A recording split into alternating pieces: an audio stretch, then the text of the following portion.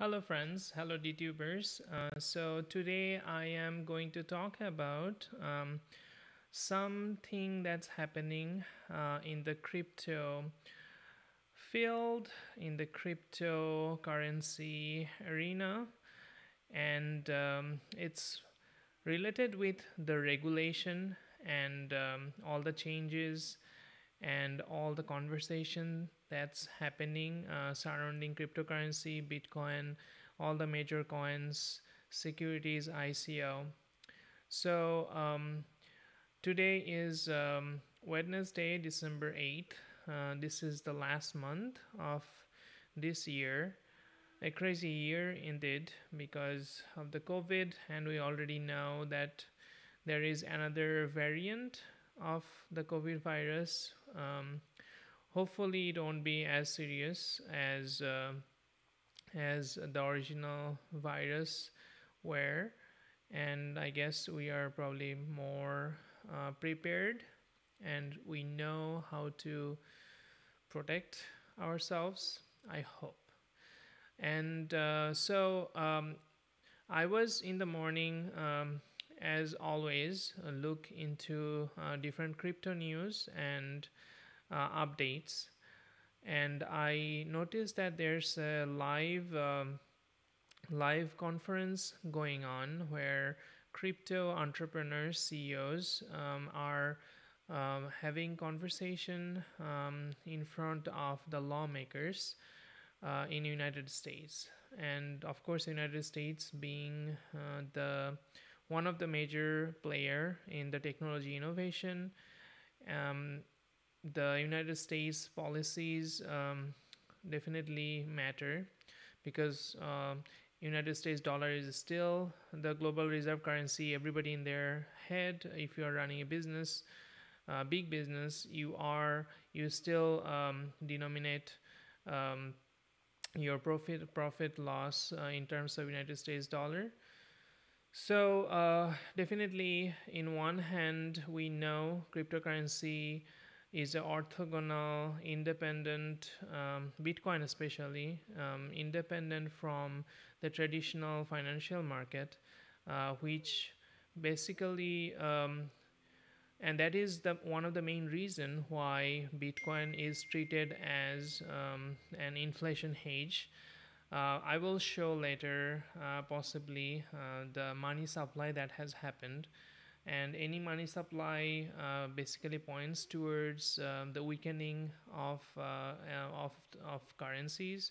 In this case, we know the United States dollar is weakening, and that is why institutions, wealthy individuals who want to protect their wealth, who want to maintain their purchasing power, they are moving towards Bitcoin more than any year we have seen. But at the same time, we also know, uh, going back to this chart, as you can see, there's a huge dump that happened in cryptocurrency market, almost 35% price down since it reached a new all-time high, 69,000 around, or 70,000 around. Whereas most of the traders, or most probably wanted this rally to go on, but unfortunately this rally is not. This rally is definitely stopped.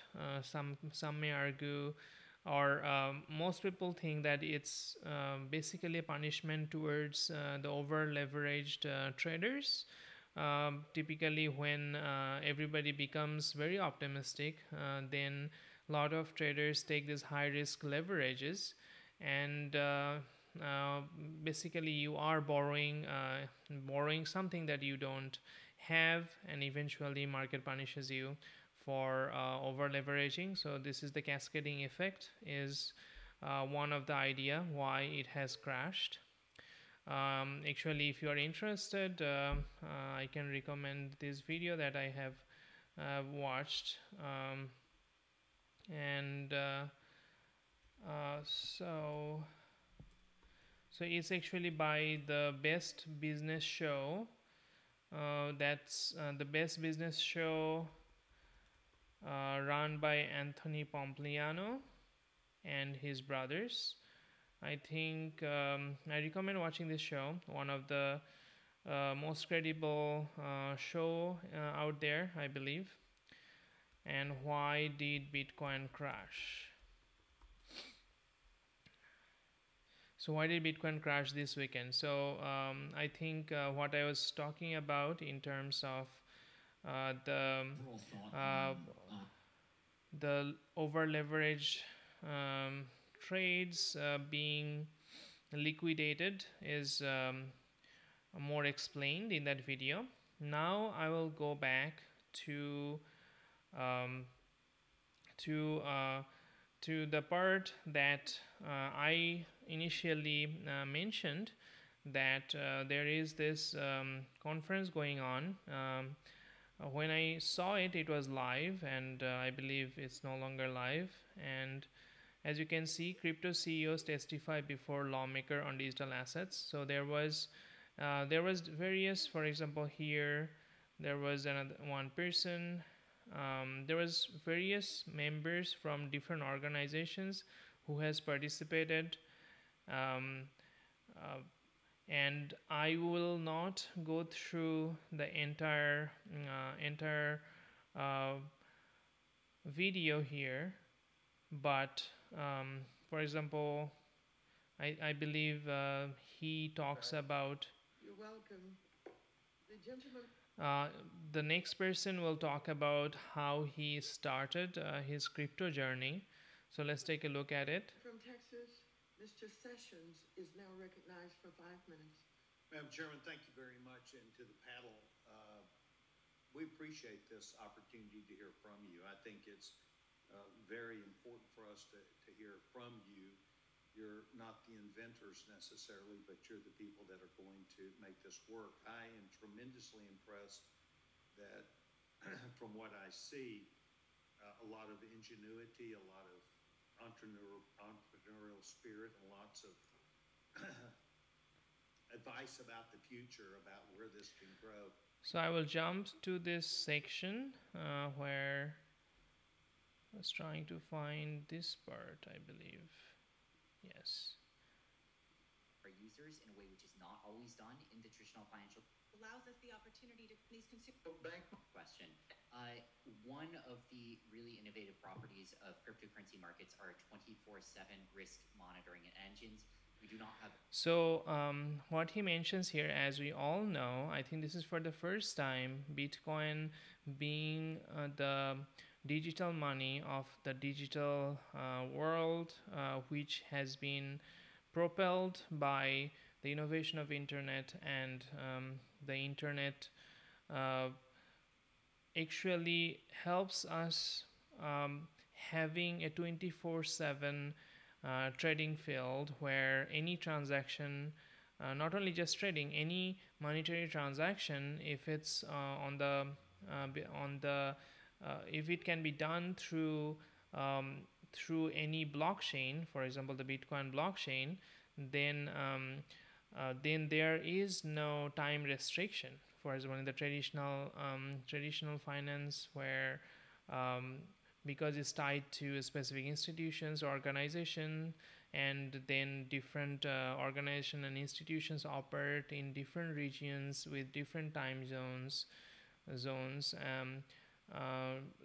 then eventually it leads towards not being able to provide a 24/7 service, whereas Bitcoin does not have that problem. Other cryptocurrencies who followed the path of Bitcoin does not have that problem either. Overnight risk or weekend risk or holiday risk in the same way traditional assets do, which allow risk monitoring and de-risking positions in real time to help mitigate volatility. We've been operating for a number of years with billions of dollars of open interest. We've never had customer losses, clawbacks, or anything like that, even going through periods of large movements in both directions. We store collateral from our users in a way which is not always done in the traditional financial ecosystem to backstop positions. And the last thing, The most impressive part that made me think that maybe I can share this video with the viewers on DTube, is where Mr. Brooks explains what he means by uh, Web 3 as opposed to Web 1. So I will jump to that conversation here. I believe. And there's so this lady here, I think she works for Coinbase, and she mentions the impact Coinbase had. Now 16% of the United States population actively trade on Coinbase, I believe. That's the number she tells, and some other perspective she brings. And this part finally, or was it before?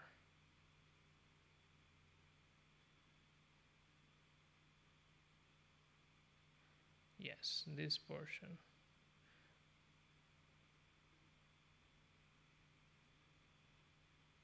Panel, I had to leave to manage a bill on the House floor dealing with a very exciting issue of LIBOR. Thank you.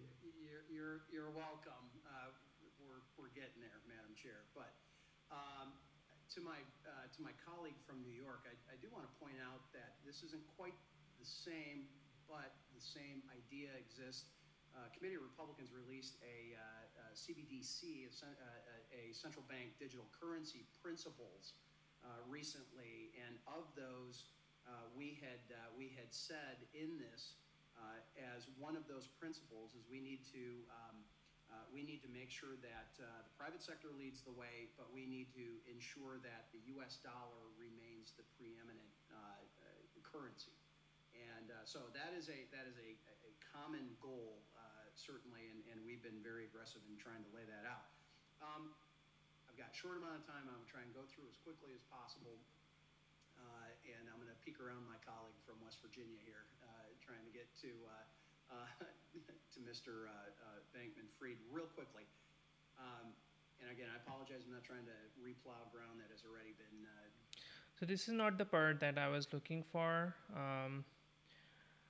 but well, he mentioned here how they work for government, so their interest definitely lies.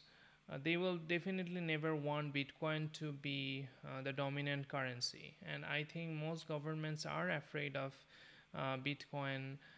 Because Bitcoin has already being the largest trusted computer network, already threatens that Bitcoin can be, if the growth as it is, if it continues to grow in terms of users, in terms of adoption, in terms of technological innovation surrounding the whole cryptographic ideas, then there is a possibility in distant future that I personally believe in, where Bitcoin itself will be the world reserve currency, and the reasons are very obvious. But however, they are government lawmakers. They will. That's not what any government would want. Every government will try to keep their currency intact and the power of the currency intact.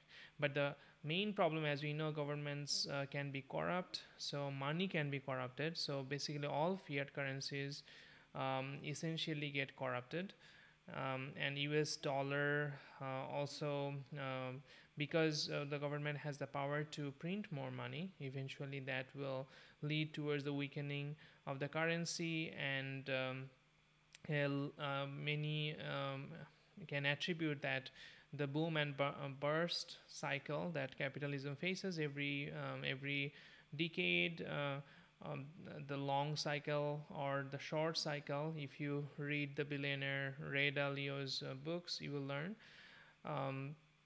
But to Bitcoin, for the first time, an algorithm, a decentralized consensus, produced or gave birth to this internet money, where we know the supply, we know the fixed inflation that it offers. So the number of Bitcoin is 21 million Bitcoin. There cannot be more Bitcoin out there, which basically gives a fixed monetary system, which basically promises that there is no corruption in terms of monetary policy that Bitcoin monetary policy offers. So, so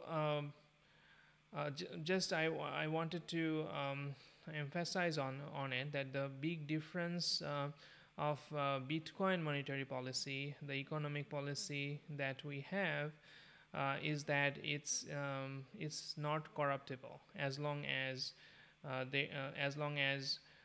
the consensus for having as long as the majority of the miners in Bitcoin network believe in the protocol, and which should be the case. Now let's go back whether I can find that bird here. I believe here. I think this person is from the Paxos dollar. This person specifically, but I'm going to show this person where Mr. McHenry. Policymakers. So Let's start from the beginning. digital asset. Now, North Carolina, Mr. McHenry. Thank you. Who is a ranking member of the committee. You are now recognized for 5 minutes. So now Mr. McHenry is recognized for 5 minutes, and he will ask he will talk about some questions with regards to Web3. And as I personally believe, just like Bitcoin gives the power to own your money, basically any like in your wallet you have credit cards or any sort of money that we have, they're all digital money. They are trusted between parties because government make them government protects the value in some way, we can say, is that because every jurisdiction has a government, and we know that for something to be currency or medium of exchange, meaning like if I want to buy service goods and the price of the service or goods can be fixed with some value that in terms of United States, there's the US dollar. If you go to Spain, you have a different currency. If you are in Britain, you have British pound. So within those regions or euro, so you know that okay, you can get this specific service for this much euro or this much United States dollar. But what gives those currencies the value basically I believe is determined between trust, based on trust between various parties, but ultimately they are maintained. On the other hand, in Bitcoin's case, given that not all Bitcoins are generated yet, and many few million Bitcoin is still out there to be generated, and it is going to take more another maybe 120 years or 130 years to have all the Bitcoin generated. Bitcoin's value itself is not fixed, meaning like Bitcoin, the value of Bitcoin is highly volatile. And most likely earlier, as I say, the supply of Bitcoin is fixed. There's a fixed inflation of how much Bitcoin come into the market through the mining procedure. Therefore, if the demand rises, most likely the Bitcoin price will go up. And that is why Bitcoin is more treated as an inflation hedge now rather than uh, rather than a currency, because nobody will probably buy a cup of coffee with Bitcoin. However, the what will happen in future, there can be many different possibilities that you can think of. Bitcoin has also been likened as digital gold, uh, just like how gold having a long history, cultural history and acceptance across the world, by literally any groups and communities you can think of. uh, Bitcoin, in terms of adoption, in terms of its recognition, um, having also the property, like for example gold, there's a fixed property, meaning like the number of gold is fixed. You can we can we know that how much gold there will be, or we can predict with certainty that how much gold will there be produced next year. Therefore, there's a fixed inflation rate of gold, and therefore the value of gold, we can safely say that it's not going to vanish. And also gold has the inherent value, and of course people claim that where is the inherent value of Bitcoin, and the most strong argument for that is that gold is also a commodity. So what is the biggest commodity in our modern digitalized world is the computing power.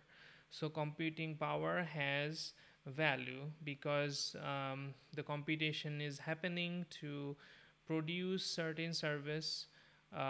So for me to create this video, or for my mom to communicate with me or across the world through like from one continent to another continent through WhatsApp, a lot of networking devices, computing devices had to do those computations, had to spend those computing powers so that certain services can be provided. So therefore, the computing power has the utility, and computing power has the value. Now, the inherent nature of it, inherent value, that's a very broad conversation. So, but Bitcoin's value, each Bitcoin is production of a Bitcoin is not not a cheap task, right? So to produce Bitcoin, there's a lot of kilowatts of electricity is being used. So if Bitcoin, those spent computing power is giving birth to this trusted network, and therefore each Bitcoin has value because the trust is being achieved through the power of computation, through the decentralized consensus. So that is probably the most strong argument that we have for Bitcoin's intrinsic value. But at the same time, this idea that a lot of people have this idea of, like Bitcoin is something that is not tangible, meaning like you cannot touch it. It can, if you drop it, it's not going to make any sound like a gold coin. But we live in a different world. So we live in a different, like our parent generation, they were not as obsessed as us, like how we're obsessed with Facebook, Instagram. We spend our valuable time navigating on these platforms. So what is real and what is not real? That is a good question, right? So the idea of Bitcoin is that if as long as we progress or we move forward towards more and more digitalization, and we use more and more computing power, and we are reliant on internet to improve our life and to connect with our friends. And Bitcoin uh, will and has the power to be the dominant common denominator with which we can share value, or with which we can transfer value. So and as we know, so this whole things, all the things I just mentioned about Bitcoin. Um, so Bitcoin also gave the birth of new ideas like smart contracts, like why only money, why not we can have a decentralized consensus based on which we agree on certain contracts. And then all these decentralized finance, and then comes NFTs. You can create arts having that non-fungibility of property. Then now we're talking about metaverse, where we are talking about virtual real estate. Every gamer knows how much they're obsessed with some like cartoon like figures, or or every people who like baseball, football, they value value jerseys, they value things, and even like meme coins like Shiba Inu, Doge. So we live in a different world where we not only just value real things that we can touch like gold, but also we value ideas. We value ideas, we value identities, we value status, and the digitization of any of these things give birth to this token economy that we are living in. In the case of DTube, or in the case of social utility communication type tokens, now it's possible to create an economy in a decentralized, trusted way, where people can share their experiences through using camera, and through publishing on a decentralized platform like DTube. We can actually create a token based economy which can disrupt the ad based revenue model, um, and at the same time a lot of new internet protocols like IPFS, BTFS, which solves the problem of bottlenecks, how the internet traffics roam around in the connected network of the world. Uh, Basically, from centralized infrastructure, where information flow from a few places to everybody. Now we are moving to a world where information data packets do not need to be concentrated. Bitcoin, in one hand, envisioned that it will decentralize money, and similar protocols uh, for Avalon chain or similar chains envision with the help of protocols like IPFS, BTFS. We think of that, we are moving towards a new world, internet world, if you want to call it Web 3, where information or data will no longer be controlled by certain few organizations like Facebook, Google. Uh, we can ensure much more privacy, and we can ensure more connectivity, and can solve deeper technological problems that the original internet envisioned for. So I just made a big circle around this topic, but let's look into this conversation, possibly which refers to Web3, and something new we are doing here. Thank you. Mr. Brooks, let's step back from digital assets and blockchain for a moment. Let's talk about where the internet was, where it's come to, where it's going, right? we're trying to level set here for policymakers. So originally, the internet was a read-only format, in essence. We're consuming information. And then there's additional layers that we place on. It became much more interactive. But counterintuitively, much more interactive, but much more centralized in Web 1, Web 2. What we're hearing now is Web 3. Policymakers need to understand the nature of Web 3. This is a hearing about a component of Web 3. Now, along those lines, what are the characteristics that defined Web 1 and Web 2? Mr. McHenry, thank you very much for that question. I think that's critical to understanding what we're all trying to build here. So the characteristic of Web 1, if people remember their original AOL account, was an ability to look in a curated walled garden at a set of content that was not interactive, but was presented to you on AOL the way that Time Magazine used to show you the articles they wanted you to see inside of their magazine. Just you could see it on a screen. The innovation of Web 2 was that suddenly you could not only read content, but you could also write content. This is when the blogosphere became a big thing. People remember this from the late 90s, the early 2000s. The reason for the centralization of the internet, of course, was that all of that activity was being monetized by a very small number of companies. Facebook, as the chairwoman mentions, Google, and 2 or 3 other companies. What makes Web 3 different is the ability to own the actual network.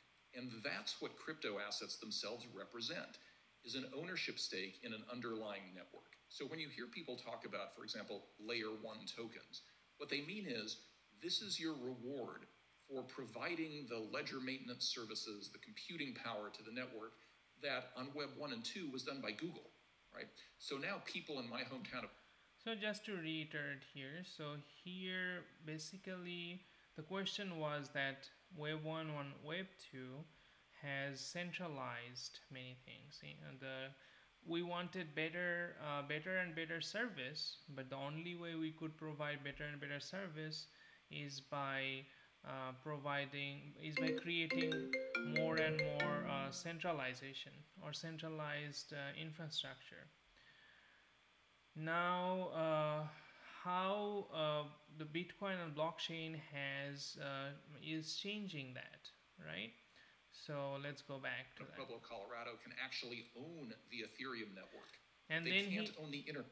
Then he talks about different layer 1. For example, layer 1 is a sort of incentive token where miners are providing that computing power, which is being incentivized by Bitcoin, because without the incentive, no one will exhaust or use their computing resources.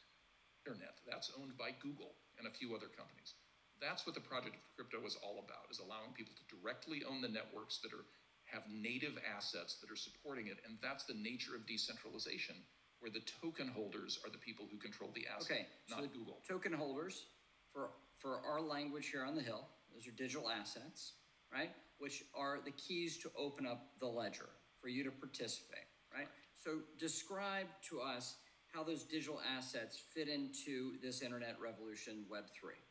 So the concept is that you have sort of application layer tokens and you have protocol layer tokens. So if I'm an owner of Bitcoin, let's say that I'm a miner of Bitcoin, somebody who actually creates Bitcoin.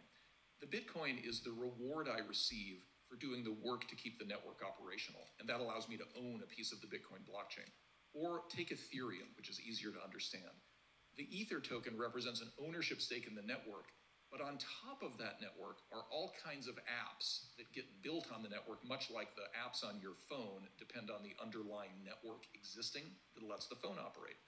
And so people will make judgments about which network is likely to win, and they will invest in the tokens in that network much the same way you might invest in Google stock, because you think Google is going to scale access to the original internet. The difference being here, you can vote on what happens in the future of a proof of stake network, for example. You can get rewarded through a proof of work token for maintaining a ledger on something like Bitcoin. But the real message here is that what happens on the decentralized internet is decided by the investors, versus what happens on the main internet is decided by Twitter, Facebook, Google, and a small number of other companies. Okay, so getting this layer on digital assets right, So he mentioned how there's different protocols, different ways of um, generating or achieving consensus, like proof of work, proof of consensus, but all of them has this new feature that uh, it's it's not that some CEOs, 3 or 4 or 5 CEOs sitting together and making this decision. So these are algorithmic protocol that millions, potentially thousands and millions of nodes, computing nodes, which can be tied to certain individuals, certain institutions, and each of them have have have a have a voice in terms of how that network will be operated or maintained, or it's a more contributory, more democratized protocol compared to the centralized sort of services that we use, for example, YouTube, Twitter, Google, etc. For Congress to understand this, everything is built upon that on ramp to this new internet. So very important for us to be sensitive to how this develops and any actions we take in terms of laws and updating laws to incorporate these new technologies. Yeah, Mr. McHenry, couldn't agree more. And I think when you hear about all of the problems of different big tech companies, the importance of an owner-controlled network becomes clear. Okay, owner-controlled network rather than a cooperative, right? And thinking in those terms. Absolutely. Right? So if you're not a part of management, you're not making a decision in Web 2. If you are a participant in the network, you're cooperating in the making of those decisions. Exactly right. Okay. So I ask this not to be insulting to the panel, but to have a level set here so we have an understanding of what we're talking about. This is not simply about you on this panel. It is about trillions of dollars of assets that did not exist before Satoshi wrote his white paper 13 years ago. It's about $3 trillion in notional value at this stage around the development of a whole new range, whole new suite of technology that will be developed across the globe, whether or not the United States embraces it and wants to compete, or if it's pushed offshore. So as policymakers, we need to understand.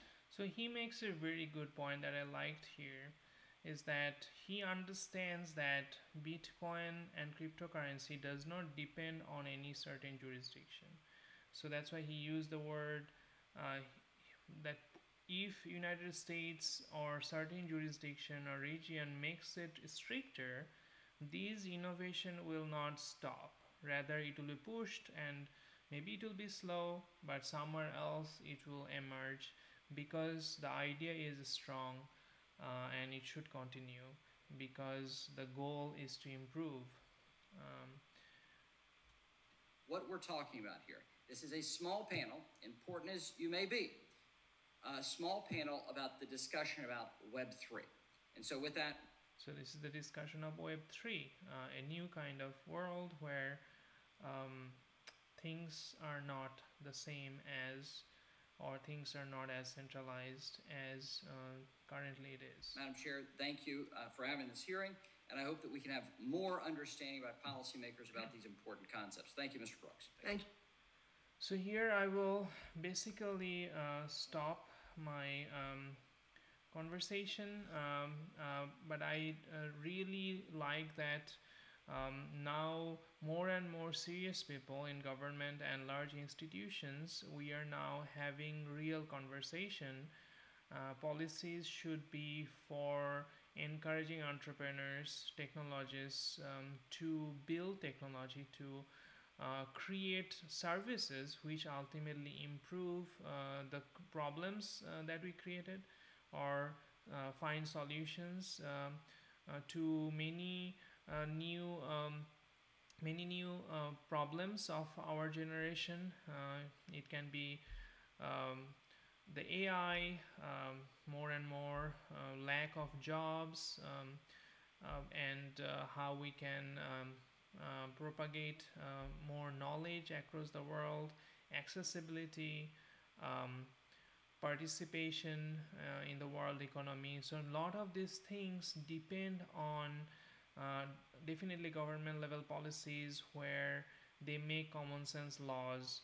And we know I personally believe in cryptocurrency, and I am proud of being part of the crypto community. And we all want people in the government who tend to not understand technology very well, that understand it and have the conversation and help this new technology revolution that's happening right in front of our eyes.